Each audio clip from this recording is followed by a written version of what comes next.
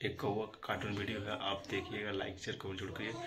उसमें कौवा का जंगल में घोंसले में ठंडी पड़ने के कारण से दोनों कौवा में लड़ाई हो रहा है। वो बोलता है कि हम घोंसले में बैठेंगे। आप लास्ट तक वीडियो देखें, मस्त लगेगा। लाइक शेयर कमेंट अच्छा कीजिएगा, आप लोग शेयर करिएगा जरूर, लाइक शेयर कमेंट जरूर करिएगा आपको अच्छा लगे तो। मस्त वीडियो है, आप लोग लाइक कमेंट जरूर करिएगा। जय भारत माता की, जय हिंद। 26 जनवरी का सभी का हार्दिक शुभकामनाएं। नमस्ते। जंगल में बढ़ती हुई ठंड के साथ साथ कौवा और कौवी में लड़ाई भी बढ़ गई थी। कालू, आज मैं तुम्हारे घोंसले में सोऊंगी। मेरे घोंसले में मुझे सारी रात ठंड लगती रहती है। ना अपने घोंसले में ही रहो। मैंने बहुत मुश्किल से अपने घोंसले में सूखी घास लगाई है। ऐसे सारे काम पापा पक्षी ही करते हैं। सबके घोंसले गर्म है और एक मैं ही हूँ कि ठंड में मर रही हूँ। मैं तो जा रही हूँ चिड़िया के घर। आज मैं वहाँ ही सो जाऊंगी। जाओ, चिड़िया तुम्हें अपने घर में रखेगी तो फिर ही ना। मगर गोरी कौवी ठंडी रात में अपने घर से निकलती है। वो चिड़िया के दरवाजे पर दस्तक देती है। गोरी, तुम इस समय? चिड़िया बहन, आज की रात मुझे अपने घर में सो लेने दे। मेरी कालू से लड़ाई हो गई है। गोरी बहन, मेरे पास 2 ही घोंसले हैं। एक में मेरे बच्चे सोए हुए हैं और दूसरे में मैं सोती हूँ। चिड़िया बहन, अब अगर मैं वापस गई तो कालू मेरा बहुत मजाक उड़ाएगा। प्लीज आज की रात चिड़िया। फिर चिड़िया अपने बच्चों को अपने साथ लिटा लेती है और वो घोंसला गोरी कौवी को दे देती है। ये घोंसला तो बहुत गर्म है। मजा ही आ गया तुम्हारे घोंसले में लेटने का। इस घोंसले में मैंने गर्म बिस्तर बिछाया हुआ है। मेरी माँ ने दिए थे मुझे गर्म बिस्तर। फिर गोरी सो जाती है। वो रात गोरी कौवी बड़े आराम से सोती है। दोनों पति पत्नी दिन आवारा घूमने में गुजार देते हैं और जब रात होती है तो गोरी कौवी फिर से चिड़िया के घर जाती है। चिड़िया, आज फिर मेरी कालू से लड़ाई हो गई है। चिड़िया घर के अंदर से ही आवाज देती है, मगर आज मैं तुम्हें अपने घर में नहीं आने दूंगी। बच्चे बड़े हो गए हैं, मुझे बच्चों के साथ नींद नहीं आती। तुम जाओ यहाँ से। छोटी चिड़िया, बड़ी बातें करने लगी है तू। मुझे भी गोरी कहते हैं। गुस्से में गोरी वहाँ से चली जाती है। मैं ना कहता था, आज तो चिड़िया कभी भी तुम्हें नहीं रखेगी। बड़ा आया, सो जा चुप करके। दूसरे दिन गोरी कौवी चिड़िया के घर के पास छुप कर बैठ जाती है। जब चिड़िया अपनी बच्चों के साथ नदी पर पानी पीने जाती है तो गोरी कौवी खिड़की के रास्ते चिड़िया के घर में घुस जाती है और चिड़िया के दोनों घोंसलों में पानी गिरा देती है। अगर मुझे इन घोंसलों में नहीं सोने दोगी तो चिड़िया की बच्ची तुम भी नहीं सोगी। गोरी वहाँ से भाग जाती है। रात को जब चिड़िया और उसके बच्चे घोंसले में लेटते हैं तो घोंसले गीले थे। मम्मा, हमारा घोंसला गीला है। ये बहुत ठंडा है। मेरा घोंसला भी गीला है। हमारे घोंसलों में पानी किसने गिराया होगा? मम्मा, कल रात आपने गोरी आंटी को घर में आने से मना किया था। यह काम जरूर गोरी आंटी ने ही किया होगा। हाँ, ये काम जरूर उस गोरी की बच्ची का ही है, मगर मैं भी उसे सजा जरूर दूंगी। दूसरे दिन चिड़िया झाड़ियों वाले जंगल जाती है और वहाँ से एक ऐसी झाड़ी के पत्ते तोड़ती है जिनको छू लेने से शरीर पर खुजली शुरू हो जाती है। गुड़िया और कुकू, अब देखना, वो गौरी ठंड की रात में भागती फिरेगी। चिड़िया वो पत्ते एक घोंसले में बिछा देती है। कुकू बेटा, जाओ और गोरी को बताओ कि आज वो हमारे घर में सो सकती है। मम्मा, गोरी आंटी का शरीर सुर्ख हो जाएगा इन पत्तों पर लेटकर। कुकू जल्दी से गोरी कौवी की तरफ जाता है। आंटी, मम्मा ने भेजा है। मम्मा कहती हैं कि आज रात आप हमारे घर में सो जाएं। तो फिर मान गई तुम्हारी। मम्मा मैं ना कहती थी, मुझे भी गोरी कहते हैं। गोरी कुकू के साथ जाती है। गोरी, घोंसले में पानी गिराने की क्या जरूरत थी? ये तो तुम्हारा अपना ही घर है। जब जी चाहे आ जाया करो और इसी घोंसले में सो जाया करो। चिड़िया, कल तुमने मेरी इंसल्ट की तो मुझे गुस्सा आ गया था। फिर गोरी चिड़िया के घोंसले में लेट जाती है। चिड़िया के बच्चे गौर गौर से गोरी कौवी की तरफ देख रहे थे। चिड़िया, ना जाने क्यों मेरे शरीर पर खुजली शुरू हो गई है। ये सुनकर बच्चे हंसने लगते हैं। 1 2 त्रिझाड़ी के पत्तों का काम हुआ शुरू। बचाओ चिड़िया, मुझे बचाओ, मेरे शरीर पर बहुत खुजली हो रही है। गोरी कौवी इधर उधर उड़ती हुई घर से बाहर निकल जाती है। वो कौवी इस पेड़ से टकराती तो कभी उस पेड़ से मर गई। उस चिड़िया ने घोंसले में न जाने क्या रखा हुआ था। हाय, मर गई। ठंडे पानी से नहाओ गोरी, फिर ही तुम ठीक होगी। फिर गौरी ठंडी ठंडी रात में नदी के ठंडे पानी में कूद जाती है।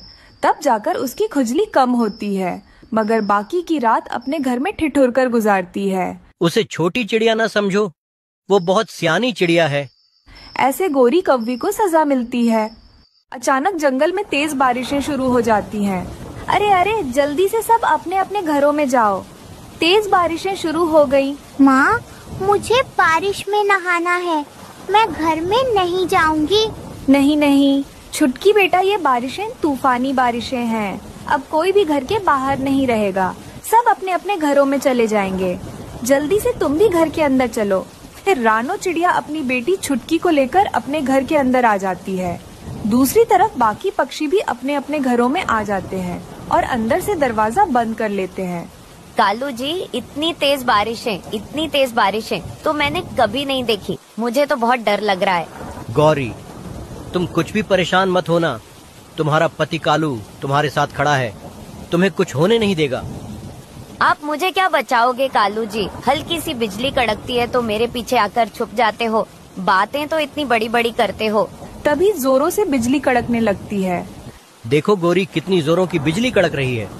मुझे तो डर लग रहा है कि कहीं हमारा घर इस बिजली की वजह से टूट ना जाए। हाँ कालू जी, हमारा घर कितना पुराना है, कहीं इस बारिश की वजह से हमारा घर टूट ना जाए, वरना सारा भोजन पानी में बह जाएगा। सभी पक्षियों के घर काफी ज्यादा पुराने थे, जिस वजह से सभी पक्षियाँ बहुत डर रहे थे कि कहीं उनका घर बारिश की वजह से टूट ना जाए। छुटकी बेटा, घर में ज्यादा उछल कूद मत करना, वरना बारिश की वजह से हमारा घर टूट भी सकता है। माँ, हमारा घर टूट जाएगा तो क्या होगा? अरे छुटकी बेटा, शुभ शुभ बोलो, ऐसा कुछ नहीं होगा। पति जी, मैं आपको कितनी बार कहती थी, बारिशें शुरू होने से पहले हमारा घर मजबूत कर लो, पर आप मेरी सुनते ही कहाँ हो। देख लो, अब कितनी जोरों की बारिशें हो रही हैं। कहीं हमारा घर इन बारिशों की वजह से टूट ना जाए। अगर सच में हमारा घर टूट जाएगा तो मेरे इन दोनों अंडों का क्या होगा? ऐसे कहते ही तभी उनका घर जोर जोर से हिलने लगता है। अरे लूसी, हमारा घर ऐसे क्यों हिल रहा है? तभी कबूतर का वो घर अचानक से नीचे गिर जाता है और टूट जाता है। पति जी, मेरे अंडे टूट गए। मेरे बच्चे अंडों में से बाहर आने से पहले ही मर गए। बारिश तो और भी तेज हो रही थी। सब पक्षियाँ अभी भी बहुत ज्यादा डर रहे थे। फिर कुछ समय बाद चिड़िया और कौवे के घर भी हवाओं की वजह से नीचे गिर जाते हैं और टूट जाते हैं। कालू जी, मेरी कमर टूट गई। हाय रे, निकालो कालू जी मुझे यहाँ से। फिर कालू कौवा गौरी कौवी को वहाँ से बाहर निकालता है। ये बारिशें तो रुकने का नाम नहीं ले रही हैं। इन बारिशों की वजह से ही हम सब बेघर हो गए। माँ, मुझे बहुत ठंड लग रही है। माँ, ये बारिश का पानी तो बहुत ठंडा है। धीरे धीरे सभी पक्षियों के घर टूट जाते हैं और पानी में बह जाते हैं। पक्षियों, अब हम कहाँ रहेंगे? इन ठंडी बारिशों की वजह से हम सब बीमार होकर मर जाएंगे। हम सबको जल्द से जल्द कोई सुरक्षित जगह ढूंढनी होगी। हाँ, बुलबुल बिल्कुल सही कह रही हो। हम सबको अब घर ढूंढना पड़ेगा। हाँ दोस्तों, कोई घना पेड़ ढूंढते हैं ताकि वो पेड़ हम सबको बारिश से बचा ले। फिर वो सब पक्षियाँ घना पेड़ ढूंढने के लिए वहाँ से चले जाते हैं। बारिशें रुकने तक हम सब यहाँ रह सकते हैं।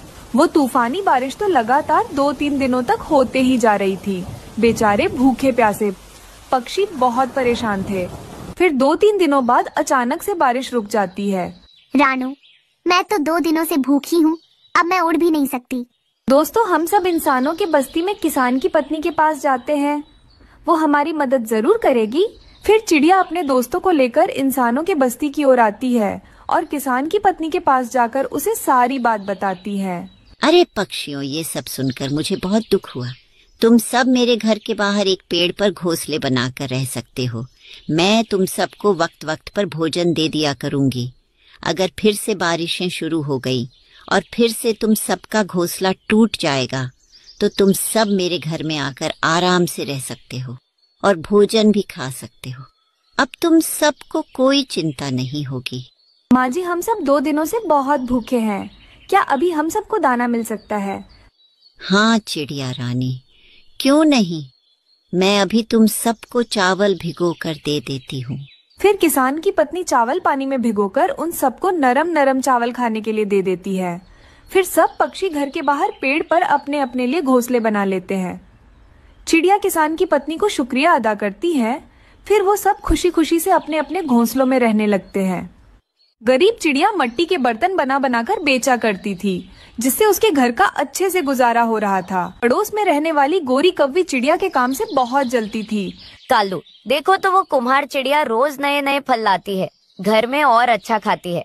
कालू, किसी तरह उस चिड़िया का कारोबार ठप कर दो। गौरी, 3 दिन बाद बारिशें आएंगी। कल मुझे मौसम का संकेत देने वाला पक्षी मिला था। हम चिड़िया को 100 मटके बनाने का ऑर्डर दे देते हैं और फिर 3 दिन बाद उसके सारे मटके बारिश के पानी में बह जाएंगे और उसकी सारी जमा पूंजी भी साथ ही बारिश में बह जाएगी। फिर कौवा और कव्वी चिड़िया के पास जाते हैं। चिड़िया अपना काम कर रही थी। चिड़िया, हमें 100 मटकों की जरूरत है।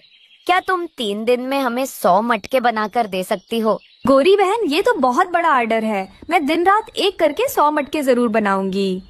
चिड़िया, मटके अच्छी तरह पके हुए होने चाहिए, फिर ही हम मटके उठाएंगे। ऐसा कहकर कौवा और कव्वी चले जाते हैं और चिड़िया खुशी खुशी अपनी बेटी के पास जाती है। गुड़िया बेटी, मैं मिट्टी लेने जा रही हूँ। एक बहुत बड़ा ऑर्डर आया है। कौवों को 100 मटकों की जरूरत है। मम्मा, इस काम में मैं भी आपकी मदद करूंगी। मैं भी आपके साथ मिट्टी लेने जाऊंगी। नहीं गुड़िया बेटी, मैं मिट्टी ले आती हूँ। आप जो मिट्टी पड़ी है उससे मटके बनाओ। फिर मम्मा चिड़िया टोकरी लेकर मिट्टी लेने चली जाती है और उसकी बेटी गीली मिट्टी से मटके बनाने लगती है। वो दोनों माँ बेटी दिन रात काम करती हैं। मम्मा, रात हो गई है, आप थक गई होंगी, अब बस कर जाएं। बेटी, अभी 50 मटके बाकी हैं और हमें कल कौवों को मटके देने हैं। मुझे आज रात देर तक काम करना होगा। कालू, देखो तो वो चिड़िया रात तक काम कर रही है। उसे नहीं मालूम कि उसकी मेहनत से बनाए हुए ये मटके बारिश के पानी में बह जाएंगे। मटके बन गए थे। चिड़िया लकड़ियाँ इकट्ठी करती है और आग जलाकर मटके पकने के लिए रख देती है। सारी रात आग में पकने के बाद मटके पककर तैयार हो जाते हैं। सुबह हो जाती है और आसमान पर बादल भी आ जाते हैं। गुड़िया बेटी, जाओ और गोरी आंटी को बुला लाओ। उसे कहना कि आपका ऑर्डर तैयार है, मटके ले जाए। मौसम खराब हो रहा है। गुड़िया गोरी कव्वी के घर जाती है।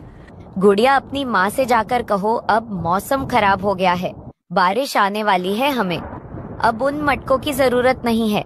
आंटी, मेरी मम्मा ने सारी रात लकड़ियाँ जलाकर पकाया है। उन मटकों को अगर वो मटके ना बिके तो हम खाएंगे कहाँ से? जो घर में था माँ ने वो सब लगा दिया है। यही तो हम चाहते थे। जा जा छोटी चिड़िया, अपने वो मटके किसी और को बेच लो। अगर बारिश से बच गए तो। चिड़िया रोती हुई अपने घर चली जाती है। बादल गरज रहा था। चिड़िया बारिश के आने से डर रही थी। मम्मा, गौरी आंटी और कालू अंकल कहते हैं कि अपने मटके किसी और को बेच लो। वो मटके नहीं खरीदेंगे, उन्होंने हमें धोखा दिया है। गुड़िया बेटी, उन कौवों ने तो हमें बर्बाद कर दिया मेरे पास, और इतने पैसे भी नहीं कि लकड़ियाँ खरीद सकूं। तभी तेज बारिश शुरू हो जाती है। बारिश इतनी तेज थी कि थोड़ी ही देर में जंगल में पानी ही पानी हो जाता है। रानो चिड़िया अपने मटकों पर एक प्लास्टिक शीट डाल देती है, जिससे उसके मटके सुरक्षित थे। शाम तक बारिश होने के बाद बारिश रुक जाती है और शाम के बाद एक बैलगाड़ी चिड़िया के घर के बाहर आकर रुकती है, जिसमें एक मिट्ठू तोता था। चिड़िया, मैं शहर वाले जंगल से आया हूँ। मुझे 100 मटकों की जरूरत है। सुना है तुम मिट्टी के बर्तन बनाती हो। क्या तुम मेरे लिए 100 मटके बना सकती हो? ये सुनकर गुड़िया खुश हो जाती है। आप मेरे साथ आइए। मम्मा चिड़िया मटकों से प्लास्टिक शीट हटाती है। ये मटके कैसे हैं? मुझे ऐसे ही मटकों की जरूरत थी। मैं अभी अपनी बैलगाड़ी लाता हूँ। आप ये पैसों से भरा हुआ बैग रख लें। तोता चिड़िया को पैसे देकर अपनी बैलगाड़ी लेकर आता है। थोड़ी देर बाद चिड़िया सारे मटके गाड़ी में भर देती है। फिर वो तोता वहाँ से चला जाता है और कुछ ही दिनों में चिड़िया अपने घर को नया रंग करवा लेती है और पहले से बेहतर जिंदगी गुजारने लगती है। फिर चिड़िया खुशी खुशी से अपनी बेटी के साथ नए घर में रहने लगते हैं। कालू, इसे कहते हैं कि भाग्य में जो हो कोई छीन नहीं सकता। हमने चिड़िया का बुरा सोचा और वो पहले से भी ज्यादा तरक्की कर गई। हाँ गोरी, दूसरों से जलने से बेहतर है हम अपने काम पर ध्यान दें। रानो, लूसी और गोरी तीनों बहुत अच्छे दोस्त थे। वो तीनों अपने अपने बच्चों के साथ पेड़ों के ऊपर बैठकर बातें करते थे। शाम होने पर भी उनकी बातें खत्म नहीं होती थीं। एक दिन सबको पता चलता है कि कोई दरवाजा खटखटाने वाली चुड़ैल आई है। वो घर घर जाकर दरवाजा खटखटा रही है, जिस वजह से अब कोई भी रातों को जंगल में नहीं घूमता था। लेकिन रानो, गौरी और लूसी किसी के बातों पर यकीन नहीं करते हैं। एक दिन देर रात को सब पक्षी अपने घरों में सो रहे थे। गौरी कव्वी और उसका बेटा गहरी नींद में सो रहे थे। तभी आधी रात को कोई गौरी कव्वी का घर का दरवाजा खटखटाता है। गौरी कव्वी नींद से जाग जाती है। ये क्या, मुझे ऐसा क्यों लग रहा है कि कोई मेरा घर का दरवाजा खटखटा रहा है? क्या मैं सपना तो नहीं देख रही? चलो, अगर किसी को जरूरत होगी तो वो फिर से खटखटाएगा। ऐसा सोचकर गौरी कव्वी सो जाती है। गौरी कव्वी गहरी नींद में सो रही थी तो फिर